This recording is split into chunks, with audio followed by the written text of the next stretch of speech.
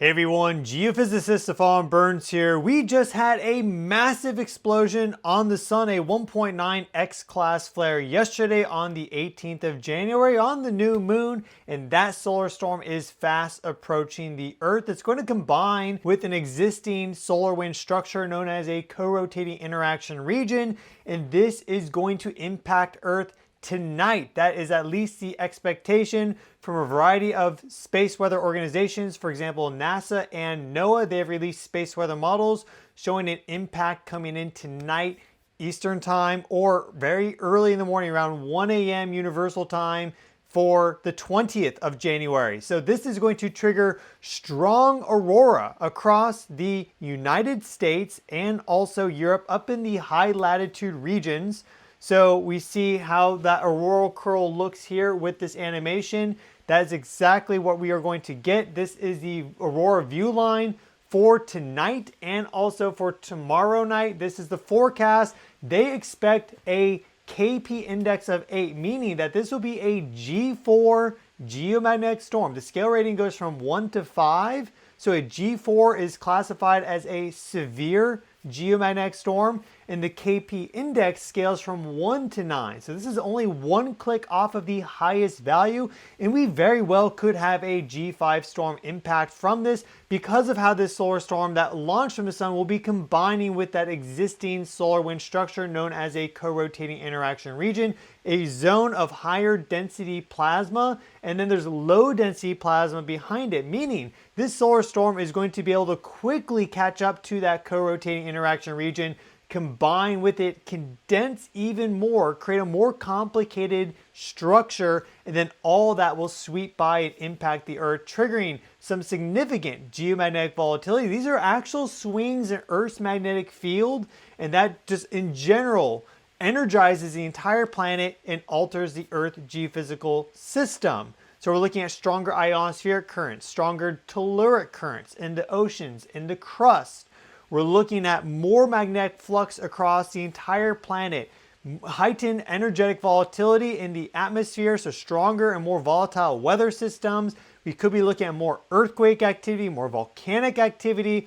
All of these things are connected together, but the real world implications for most of us will be that we will be seeing aurora in high latitude regions. If you live in those areas, make sure you go outside so you can see this. It's going to be happening probably tonight. There's a chance it gets delayed. We're not always 100% accurate on the forecasting because space weather is very complex, but this was a fast solar storm likely to come in sooner rather than later.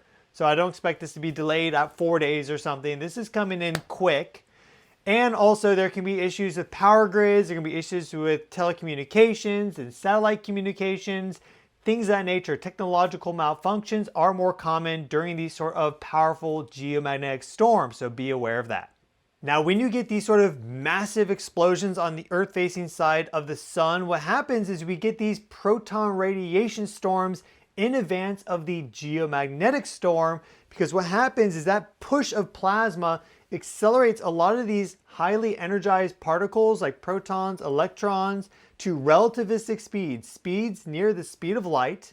So they hit Earth very quickly. So they travel in advance of this solar storm. And in fact, as that solar storm continues to get closer, it has these double layers at the front of it that accelerate these particles continuously to bombard the Earth, increasing the overall flux. So right now we are in an S3 radiation storm. Scale rating here goes from 1 to 5. We get about 10 S3 storms every solar cycle. That's about an average.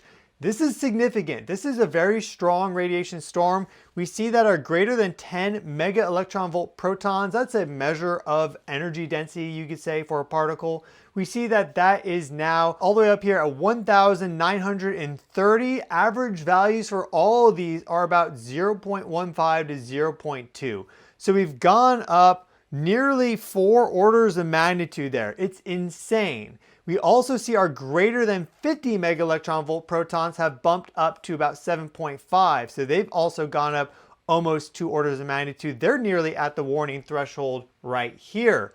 We also see this increase in the greater than 100 mega electron volt protons. The greater than 500 ones have not budged. You only see that budge with the biggest of solar explosions. This was a big one. It wasn't the biggest of all time. but still we are in an S3 proton radiation storm, and this may even go higher as this solar storm gets closer because we see this enhancement right before it impacts. So expect this to spike and then go down right when that impact comes in. That is the typical way this works, and so we could be going up even higher here. Maybe we'll reach S4 levels. It's not unheard of, but it's very uncommon, and this is just another energy input into the planet at this moment in time. We already have critical planetary geometry. We had the new moon yesterday. We have Venus, Mercury, Mars on the far side of the sun, as well as Pluto. We have Jupiter behind us. We have interstellar object, 3i Atlas behind us. We also have these crazy anomalies in the Schumann resonances. Those are still going on. Let's check them out. Here we have my webpage showing a variety of data feeds for the Earth, the Sun. This is earthevolution.com/energy-analytics, and you can see our Schumann resonances here, but we also have earthquake data, radiation belt data, aurora data, solar data, and more. So this is linked in the video description. I recommend you bookmark this, check this out if you are interested in learning more about this, staying up to date. Of course, you can also just subscribe to my channel. I release videos almost daily on what's happening with the Earth, the Sun, the planets, the cosmos, everything and beyond. We go there. Here we have our Schumann resonances spectrogram as observed out of Tomsk, Russia. And this is for 0 to 40 hertz, and this is for the past 3 days. And so we see these highly anomalous signals here in this part of the 0 to 40 hertz background electromagnetic field, and this is highly anomalous. This is unprecedented. Since I've been watching this since 2020, I've never seen signals like this. Often when we get signals characteristic like this, they are pre-earthquake signals that basically show up a few days before, maybe a week before, a high magnitude earthquake. I'm talking magnitude 7 plus. We saw that in 2023, we saw that in 2024, and well, we're seeing it right now, but this is unprecedented because this is nearly 3 days in length. It looks like they just clicked off there in the past few hours, but there's some very unusual characteristics to them outside of just their duration. We see here that they change their frequency significantly across this long time frame, about 8 hours. So this is going down in frequency because 0 hertz is up top, 40 hertz is down below. So both this lower frequency signal and this higher frequency signal downshifted in their frequency. And then you'll notice right here, we see this decrease in the frequency of this lower frequency signal there pretty quickly, but you'll notice that it bifurcates down here for this higher frequency signal. So that's extremely unusual.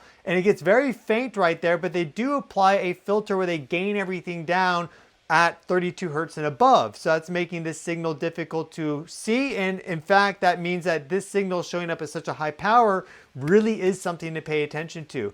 But this bifurcation there where it then splits and goes like this is very weird. That's very weird. And then we see that this strengthens there, it continues. In general, they are kind of reflective of each other. So this is, it looks like a reflection of a energy wave that is broadcasting in the Earth ionosphere waveguide system. You know, our overall atmospheric system acts as a waveguide between the ionosphere and Earth's surface. You can have energies that bounce and reflect in between there. And when you get these sort of signals, it's called resonance amplification, where you have more energy going into the system, less going out. And so the signal amplifies as it continues to resonate stronger and stronger. So what the base frequency is hard to say. Maybe it's this signal here in between mode 2 and mode 3 of the Schumann resonances. That's 14 hertz and 20 hertz. But we are seeing it show up across this entire spectrogram frequency range of 0 to 40 hertz. So this could be a massive pre-earthquake signal, unlike anything we've seen before. We can also see signals like this before significant volcanic activity. So it is possible that this is related to some sort of preliminary volcanic activity that's unfolding right now subsurface somewhere. In general, we see these signals more often from land-based earthquakes because ocean water will absorb any signals coming up from the crust. Whereas if it's land-based, it just hits the atmosphere, it's very resistive, immediately can propagate out. So we're looking more likely at a land-based earthquake and of a high magnitude in an area that can have magnitude 7 plus earthquakes. But it has to in general be fairly close to the observation station or else you wouldn't pick it up in the first place. there's a scaling equation between depth, how far away it is from the observation station, and the magnitude of the earthquake. And so three variables makes it difficult to pinpoint. But in general, this looks like a significant, like a unprecedented pre-earthquake signal. I think something big, like really big, is coming imminently in the next few days. Specifically, I'm looking at January 20th to 23rd around the Superior conjunction of Mercury. After the solar storm impact comes in, that's probably the key high-risk moment in time. But at any moment now, since we've seen these signals now and they're almost 3 days in duration, something could happen. So please be on alert. As it relates to earthquake activity today, we haven't had anything exceptional, but we have had a magnitude 6 earthquake that popped off today off the eastern coast of Australia near New Caledonia. So there we see that. Also a magnitude 5.0 earthquake and a 4.7 aftershock. So that is the biggest earthquake of the past 24 hours. The second largest is this magnitude 5.6 in Pakistan. And in general, for the past week or so, I've really been looking closely at these stands and in general Central Asia for a high magnitude earthquake because that location is close to Tomsk, Russia. We've been seeing a lot of distributed magnitude 5+ earthquake activity there over the past 2 months or so. And it's also a location that can get super high magnitude earthquakes. Magnitude 7 is not uncommon. Magnitude 8 is not uncommon, even greater than that. So that is a key location that I think we could have a very big earthquake in the near future. But it's not the only one. California also, with some of the regional recent seismic activity, is looking quite activated, and we are super overdue for a big earthquake in NorCal and SoCal. So that is certainly possible. But there are, of course, tons of locations around the world where you can have big earthquakes. So it's hard to exactly pinpoint, but those are the two main locations. So that's the current earthquake activity. Let's look at some more of our solar data to understand just how big this impact is going to be. Let's begin with our NASA space weather model because I've layered in actually two different models, one showing the shock impact and one showing the main impact. They've run a bunch of different models for this. So we see the shock impact as this very faint outline there. You see it kind of more clearly here on the vertical. It's a little bit more transparent, and that's pretty representative of what's actually going to occur. We get this initial shock wave to hit the Earth from these really big solar explosions, and then we'll get the main body of plasma to follow behind. And so that shock impact is at midnight Universal Time, and then the main impact is expected at around 6 a.m. Universal Time, according to this space weather model by NASA. We also have a space weather model by NOAA, which we can look at right here, and that main impact is at 3 a.m. Universal Time, and so that would be about 11 p.m. Eastern Time on the 19th tonight. And for the West Coast, it's going to be even earlier. Alaska, even earlier than that. So it looks like there's going to be really good aurora viewing for North America. Though if you stay up late and you're in Europe, you're also perhaps going to get a show. But it takes a little bit of time often for these geomagnetic storms to really build up and for the aurora to build up. And so by that point, it'll probably be daylight in Europe, but it'll still be nighttime for North America. Unless this is really delayed significantly, which is always possible, but this was a fast solar storm that launched from the sun. We can see how fast they show in that model there, but let's actually look at the coronagraph imagery so we can see that shock wave propagate out straight towards Earth. Here we have our C3 coronagraph view of the sun for the past 24 hours, and we're seeing a bunch of things happening here, so let me break it down for you. First and foremost, where's the sun? It is denoted by this white circle. We put an occluding disk over the sun to block its light so we can better see the outflows of solar wind and these solar storms. Check out that shock wave. That is from that 1.9 X-class flare. And so you'll notice that it's actually multiple solar storms embedded together. We have one headed right towards us, hence that full halo as it's called, going like this, propagating out. It's the way we see is based off our perspective. We also see some plasma going more towards the east there, solar coordinate system. So that isn't exactly Earth direct, but we know this is a big explosion because we see at the end of that shock wave, all these speckles start to come in on the coronagraph. Those are high energy particles hitting the sensor, creating particle snow, as you could call it. So that's significant. That shows that we're in that S3 proton radiation storm right now, and that could strengthen the S4 levels. So that's already a big energetic influence over the Earth, and we get that with these sort of big explosions. You will also notice these bright points of light right there. We see 3 of them. This is the planet Venus, this is the planet Mercury, this is the planet Mars. Venus and Mars met up in a conjunction with the Sun as well about 10 days ago or so, a little bit more than that. Mercury now is racing forward to perform its superior conjunction. They're all on the far side of the Sun, so the other side. These are all superior conjunctions. Jupiter is directly behind us. Pluto is also over there as well, though it's quite a bit further out than the inner planets.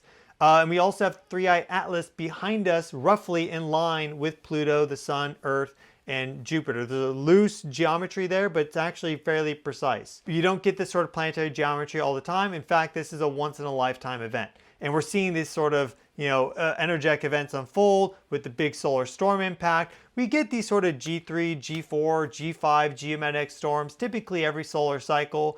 So that is not necessarily once in a lifetime, though a solar cycle going from maximum is about 11 to 12 years. So it takes some time to go from one phase back to that phase again. But these sort of planetary alignments are quite rare. And if we get a really big earthquake, then that could be significant on an even longer time scale. We don't know if that's going to happen, but all the factors are converging, and especially if you take the Schumann resonance anomalies into account. Those are beyond bizarre, unprecedented in scale. So that's what really makes me think that we have something big coming, and we're being given the heads up by Earth. She's saying, hey guys, something's coming. If you pay attention, you can see the signals, read them, interpret them, and have a good idea. But we don't know. We'll have to wait and see. I think it's more likely we get something than not. But first, this solar storm impact is coming in. So that is our chronograph view. We see that solar storm launch out. Beautiful full halo. We get that particle snow afterwards. We see our planets on the far side. All this is connected together. If you'd like to learn more about this, then make sure you subscribe to the channel, because I explore all these connections and more here almost daily. Here we have a 3D solar system visualization that allows us to see the location of the planets or geometry, also interstellar object 3i Atlas. But before we talk about that more, I want to show you the thumbnail that I made for my video on January 11th. On January 18th, it goes down. We see the Sun, a solar flare, coronal mass ejection, the new moon, the Earth, all of it happening.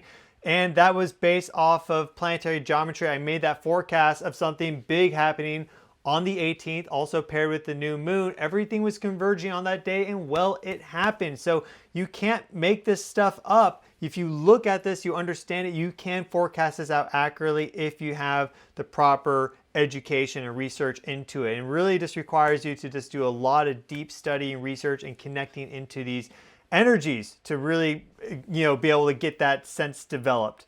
It's a science, and it's also an art. So here we see the planetary geometry that's active right now. We see 3i Atlas, we see Earth, the Sun, Mercury, Venus, Mars, and Pluto. That's the alignment. As I mentioned before many times, when Pluto gets involved in these alignments, it's an amplifying, powerful influence. So I think of it as like a +1 modifier to everything. So when I saw that Pluto was going to be in this alignment on the new moon, and that sunspot was going to be roughly Earth center and direct at the time, it already blasted off 2 giant solar flares. It's like, okay, we probably have something coming. And then you add in Jupiter also being nearby, as we can see here. There's kind of 2 alignments going on.